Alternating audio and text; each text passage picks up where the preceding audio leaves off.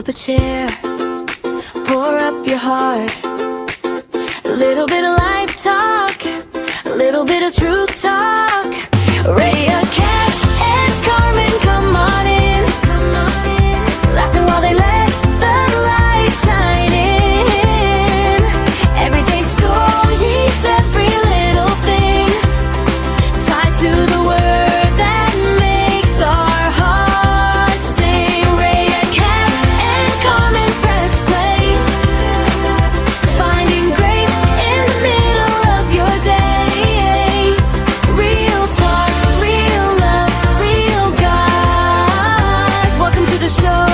Let's walk with God today. Hello, everyone, and welcome back to our Listen In podcast. We're so glad you're here with us today. Everyone. Today is another episode on prepping, especially for those who don't have a lot but still want to be ready. Yes, so prepping ulit, pero okay lang, need natin eh. But we want to approach this not from fear, but from faith and wisdom. Hindi ito pagpapanik. This is preparation with peace. So before we start, let's begin with a prayer. Lord, we thank you for this time together. Thank you for giving us wisdom, not fear. As we talk about preparedness today, we ask that you guide our hearts and minds. Help us to be responsible stewards of what you have given us, no matter how little or how much. Remind us that our security ultimately comes from you. Bless everyone listening today. Give them peace, clarity, and hope. In Jesus' name, amen. Amen. Amen. Ayun, talagang maganda yung sinabi ni Sis Rhea sa prayer na no matter how little or how much. Kasi real talk lang talaga, ang hirap talaga mag-prepare, nakaka-anxious kung meron tayong emergency, may crisis, talaga lalo na pag di natin alam ang gagawin. Yes, lalo na kung sakto lang ang budget, yung feeling ba na, ay nako, ang prepping na yan, hindi yan para sa akin, pero yan ang gusto naming i-correct. Ang prepping ay para sa lahat. Agree, that's exactly what we want to change today. Prepping is often misunderstood as something na, pang mayaman lang, like may bunker, maraming gadgets, or sobrang daming supplies. Pero in reality, hindi siya tungkol sa pagiging rich. It's about pagiging wise, prepared, at practical sa buhay. Sabi nga sa Bible in Proverbs 22 verse 3, the prudent see danger and take refuge, but the simple keep going and pay the penalty. So, paano mga ba tayo magiging prudent and at the same time, may iwasan natin ang penalty? Today, we will share simple practical tips even if you're starting with very limited resources. Tama. So tip number 1, start small, grow smart. So let's start with food, sa pagkain. Alam mo, hindi mo kailangan ng malaking lupa to grow something. So siguro narinig nyo yung hydroponics. Yes. It's a way of growing plants without soil. Instead, tubig na may nutrients ang gamit. Alam mo, natutuwa ako niyan pag nanonood ako sa Facebook ng mga ganyan, yung mga reels. Sabi ko, kailan ko kaya yan sisimulan? Parang, alam mo, interesting siya. Kasi, hindi mo kailangan kasi wala kaming garden sa totoo lang. So, parang yun siguro ang mag-work sa akin as of the moment. At saka share ko lang, Rhea, may pinsan ako, meron sila niyan. Unang tanim nila basil. Sobrang lago nga lagi namimigay. Sinong gustong basil? Kasi talagang masipag. So talagang effective din yan. It's a very good option yung hydroponics. Kung wala kang lupa, yan ang pwedeng option mo. Amazing. Speaking of pagsisimula, mahirap talagang magsimula. So, pero kung siguro araw-araw magkakaroon ka ng idea na yung i-feel mo yung sarili mo ng knowledge, how to do this, paano nakakasimula yung iba using containers, old bottles, timba, plastic bags. Siguro pag nanood ka ng YouTube tutorial, in a way na pag araw-araw mo siyang napapanood, nagkakaroon ka ng desire. Kasi pag walang desire, di mo talaga siya masisimulan eh. Tama, kung makapagpanood ka ng mga total mahilig naman tayo mag-YouTube, 'di ba? So, try natin manood ng mga gano'ng videos. Tsaka mahilig tayo sa mga, alam niyo yung gulay na kangkong, pechay, malunggay. Tapos kung maalala ninyo nung nasa elementary tayo, tinuruan tayong mango seeds na Yeah. ang bilis, 'di ba? Ang bilis lang niyang mag-grow eh. So, 'di ba? Ang dali lang nun. Kaya tama yun eh. Start small but be consistent. So, may Bible verse nga tungkol dyan eh. Whoever can be trusted with very little can also be trusted with much. Yan ang sinabi sa Luke chapter 16 verse 10. Yes. Mukha lang malaking project ang pagtatanim, pero if we really start small, magagawa na natin to. Next, related to pagtatanim, we also need water. So how do we prepare? Magkaroon ng water preparedness. That's our tip number 2. This is something that we often overlook. Okay, so pag sinabi nating water, kung maalala ninyo yun sa last episode na pag-usapan natin, ito merong drinking water, merong for daily use. For daily use, halimbawa, kahit hindi tayo bibili ng mga malalaking containers kasi mahal din yun, di ba? Yung mga soda bottles, pwede nating i-reuse yun. Lagyan nyo ng tubig, ipunin nyo kung ano mang size yan, tapos ilagay lang ninyo doon sa toilet ninyo para anytime pag may emergency, may ipon na kayo, di ba? So hindi nyo kailangan bumili ng mamahaling mga containers, pwede na yon. Tama. To add that, meron akong nakikita rin nasa labas ng house nila, may mga big containers sila na luman kasi para daw sa kanila, rainwater. They use that kung may garden sila or to clean the garage. So, basta may lang cover para i-avoid lang yung mga mosquitoes. And also, we learn also basic purification. Kahit boiling lang, malaking bagay ito Yung, syempre, papainit, kasi inumin, di ba? Parang nasa probinsya lang, magkakape, yung ganon. Oo, kasi yung iba ang binibili ngayon yung mga tablets, 'di ba, to purify their water. So medyo may kamahalan ngayon. Pero ako lumaki ako diyan, nagpapakulo kami ng tubig, 'di ba? Okay na 'yun. As in, pwede nating gawin 'yan for drinking water.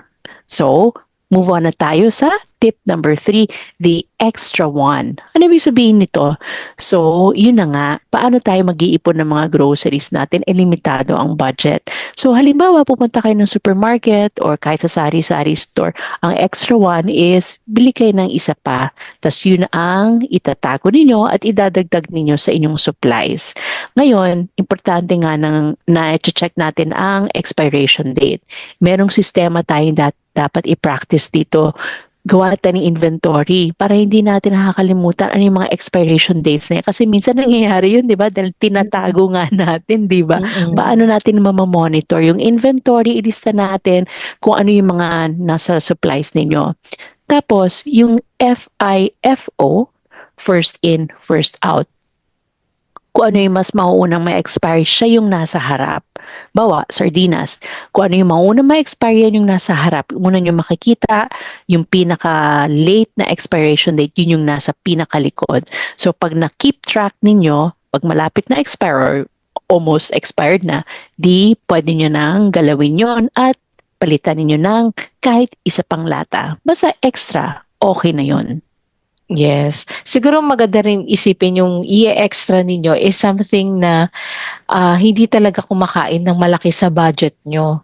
Yung talagang something practical na gusto ninyong kainin pero not necessarily na pang satisfy ng craving. Kasi malaking bagay din yun Pag kung magkakaroon kayo ng budgeting, mas mapaprioritize ninyo ano yung i-extra one item nyo. So, pagbili nyo, hindi mabigat sa bulsa, but over time, you build your reserve. Tama. Ang pag-prepping kasi, hindi ka lang basta nagsa-stock o nag-hoard. It's a smart rotation. Tsaka maganda tong FIFO, ginagamit din to sa mga, alam mo yun, sa mga restaurants. Dati nag-work din ako, naririnig ko na yan. Kasi, makokontrol mo, alam mo yung iwas panis at sayang. So yun. Kahit sa pag-prepping, talagang alamin mo rin ang expiration date. So next tip is tip number 4, cooking without electricity. What if mawala ng kuryente? Yun talaga yung ayoko di ba? Kaya nga, sana ibalik na yung Girl Scout, Boy Scout. Kasi Yes. alam mo, napansin ko sa mga schools ngayon, lalo na sa private schools, wala eh. Parang most of schools, hindi na sila sumasali sa Boy Scout and Girl Scout. So, alam mo, ang dami kong natutunan nung Girl Scout ako. Maarte din ako noon, pero Mm. when I joined Girl Scout and nag-camping ako, parang natutuwa rin akong matutong magluto using mga Yes. charcoal or wood, yung gano'n. Tapos natuto ka, if you get lost, paano ka babalik, yung mga simple or basic survival. So, yun eh. So ngayon, doon sa camping, wala kang ilaw. So, na-practice mo rin paano kaya ito pala ang feeling na walang ilaw. Tapos nakahiga kayo sa tent. Yun. So, sana ganon. Yes, nabanggit mo, Miss Rhea, yung pagiging Girl Scout. Maganda rin yung memory ko nung sumali ako ng Girl Scout of the Philippines. Diyan ako nagkaroon ng, first time nakaramdam ng inggit na grade 4 ako noon. Noodles lang yung kaya kong lutuin. Tapos yung grade 6, narunong na magluto ng adobo. So, yung exposure ng paano ba magluto ng walang electricity or walang gas, how to use charcoal, butane stove, yung mga improvised cooking setups. Maganda na maituro din sa mga kids na kaya na talagang mag-handle ng ganitong task. Kasi pag walang kuryente, walang microwave, di ba? Masyado Yes. tayong nagde-depend sa microwave eh. So, kailangan ang mga bata lalo matutunan nila na baka dumating ang araw na walang kuryente at walang microwave. So, ano yung pwedeng gawin? So, gaya ng mga nasabi na ni Rhea at saka ni Miss Kat, yun yung mga pwedeng options. Idagdag ko lang yung palayok. Di ba sa probinsya? Yes. Yan yung mga ginagamit. Ang sarap nga daw pag yan ang gamit mo, yung luto mo mas Clay pot. masarap. Ah. Oo, gusto ko ngang i-try yan. Hindi ko alam saan makakabili, but yan ang pwede ring option. Kaya nga lang may nagsabi sa akin, ang charcoal at ang kahoy nagmahal na din daw. Pati yun nagmahal na. Exactly. Totoo, Well, Miss. oo, ganun talaga Baka pwede rin tayo mangapit bahay, hingi tayo ng kahoy, 'di ba? Yung mga hindi nila ginagamit. So yun, again, hindi naman tayo pwedeng laging bibili or gagastos. Yung mga puno na nandyan lang na pwede namang kumuha tayo ng mga branches, 'di ba? So mag-practice na tayo ngayon habang wala pang emergency. Bigla ko lang naalala, Miss Carmen, kasi nabanggit mo yung mic, paano kung walang microwave? Yung pagsasaing na walang rice Oo. cooker. So, Yes. may iba na hindi marunong magsaing using charcoal or paano babantayan, yung technique na lalagyan mo ng asin pag hindi pa luto yung kanin. Yung mga Oo. simpleng ganong information na okay, yun pala yung pwede mong gawin pag hindi Oo pa nga. luto. So, sana mapasa natin. Old school pero healthful. Yes. Yes. So, next tip naman natin, kung walang kuryente, syempre, paano walang ilaw? Kailangan masanay din yung family natin gumalaw na walang kuryente. Lalo-lalo na yung mga kids. Paano sila magiging unplugged pag walang gadgets, lalo na yung mga nakikita kong bata na nagtatantrums pag hindi nakapaglaro using their mobile devices. So, from time to time, dapat magkaroon talaga ng practice sa family na hindi sila humahawak ng gadgets. And speaking of prepping, meron tayong rechargeable lamps, meron tayong solar lights. So, sa rechargeable lamps, naalala ko pag brown out, madalas pinag-aawayan sa family. May rechargeable lamp pero hindi naka-charge. So, maganda magkaroon ng assignment na sa family kilala kung sino yung talagang may assignment kung sino ang nakatoka sa paghahanda Oo. ng kung ano yung gamit para sa pagwalang ilaw. Sa solar Tama. lights naman, medyo mahal siya, pero kung makakaipon kayo ng mga konti-konti, mga gamit na batch charge siya using solar nga, malaking tulong siya. Agree. Alam mo, preparation doesn't have to be expensive. It just has to be intentional. Alam mo yung may plano ka at ginagawa mo siya step by step. Kasi pag alam mo yung may wisdom, may purpose yung ginagawa mo. And speaking of light without power, naalala ko nung bata, pag nagba-brown out, diba, gumagamit tayo ng mga kandila, Yes. kung ano-ano pa, gasera, ganun.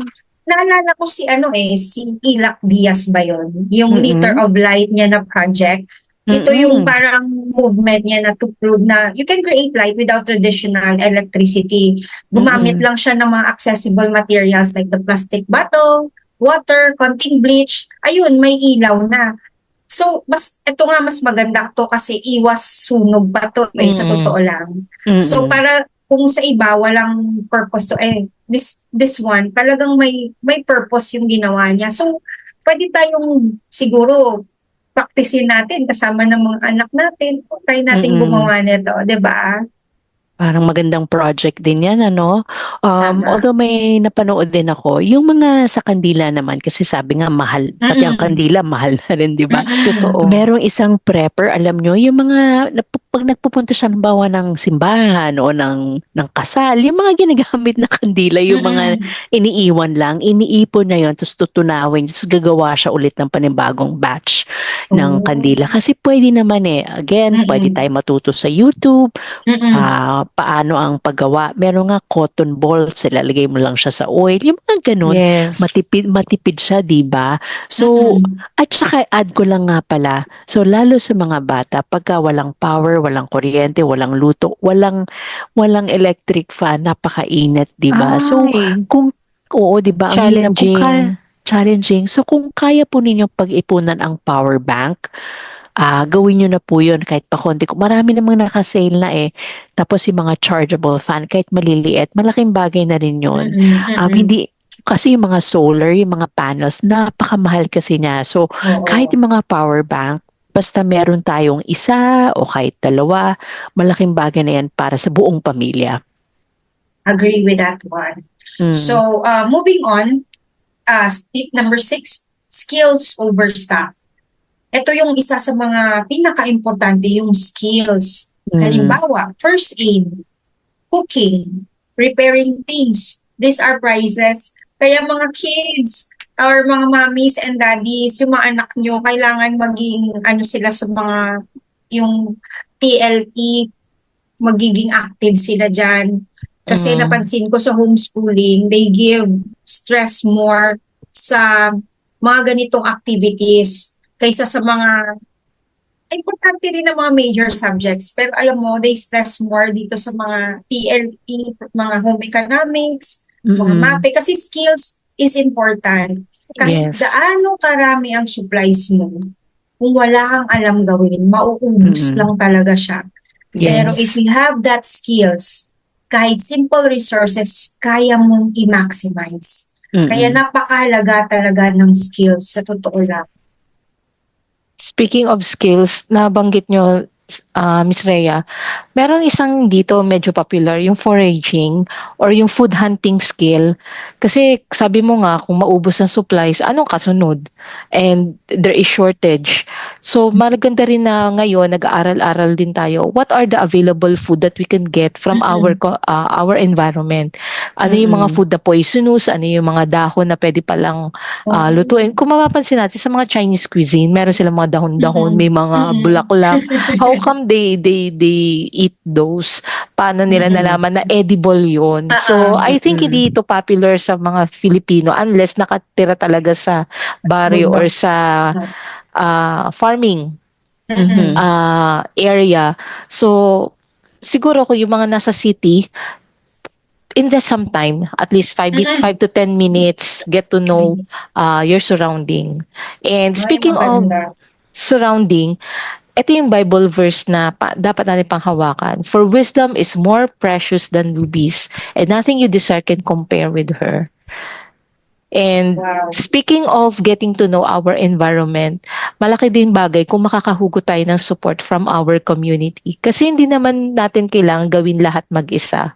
So kung meron tayong makukuhang tulong from our kapitbahay, yung simpleng paghingi ng malunggay, kapalit ng papaya, yung something to trade, then we can build a community na pwedeng mag-share ng resources. Mhm. Tama. Ganun kahalaga talaga ang community support kasi you can share tools, knowledge, even food. So, dito mo marirealize, ay salamat, hindi ko kailangan maging fully self-sufficient. Kasi di ba, pag Mm-mm. iniisip mo, ma-overwhelm ka, kailangan mo lang maging connected. Kaya importante na sana, if you live in a village, sana mag-step up yung mga homeowners association na Mm-mm. mga leaders na sana maisip nila to na ay Mm-mm. kailangan pala magkaroon ng community garden dito.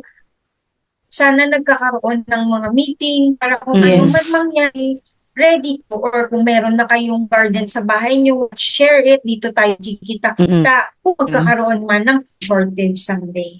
Yes. So, kung hindi nyo pa kilala mga kapitbahay nyo, makichika na kayo, kilalanin nyo na sila. Kasi papaano kayo di ba, magsisimula ng isang community garden?